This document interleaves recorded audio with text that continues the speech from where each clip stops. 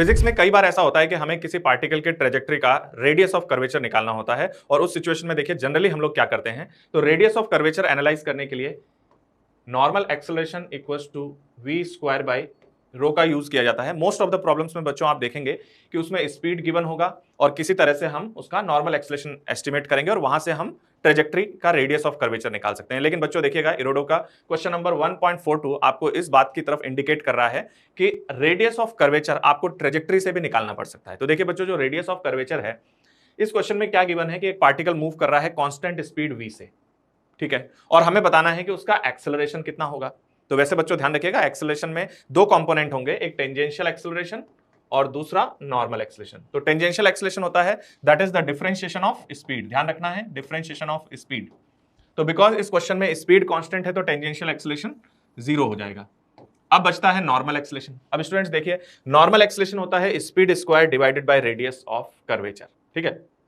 तो अगर आपको रेडियस ऑफ कर्वेचर निकालना है from the given equation of trajectory, तो आपको कैसे सॉल्व करना होगा। तो देखिए बच्चों, रेडियस ऑफ कर्वेचर का फॉर्मूला होता है 1 प्लस dy बाई dx का whole square raised to the power 3/2 upon D square Y upon dx square. Okay students, हम यहाँ पे मॉड लगा देते हैं ताकि हम इसका आंसर प्लस में निकालेंगे, बिकॉज ये एक डिस्टेंस है।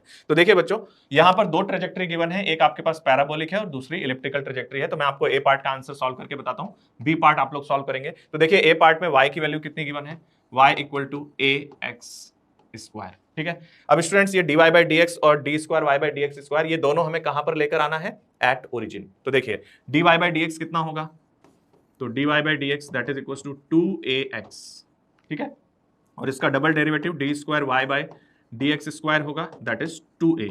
और अगर हम x इक्वल टू 0 पे बात करें तो इसको 0 सब्सटीट्यूट करने पर ये तो 0 हो जाएगा और इसकी वैल्यू कांस्टेंट है दैट इज 2a। तो देखिए बच्चों, radius of curvature of the trajectory कितना सॉल्व होके आ रहा है, तो रेडियस ऑफ कर्वेचर आ रहा है 1 प्लस 0 है ये डिवाइडेड बाई इसकी वैल्यू है 2a। तो स्टूडेंट्स 1/2a इसका रेडियस ऑफ कर्वेचर है, ठीक है। अब ये जो रेडियस ऑफ कर्वेचर आ गया है, इसको उठा के आप इस फॉर्मूले में रख दो, तो यहां से आपके पास नॉर्मल एक्सेलरेशन आ जाएगा that is speed square upon radius of curvature that is 1/2a।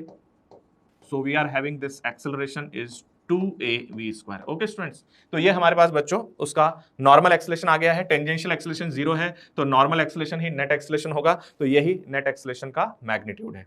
Okay students, तो अब आप लोग ये जो दूसरा कर्व दिया हुआ है उसके लिए भी आप रेडियस ऑफ कर्वेचर निकालिए और इसी तरीके से उसका एक्सेलरेशन आएगा।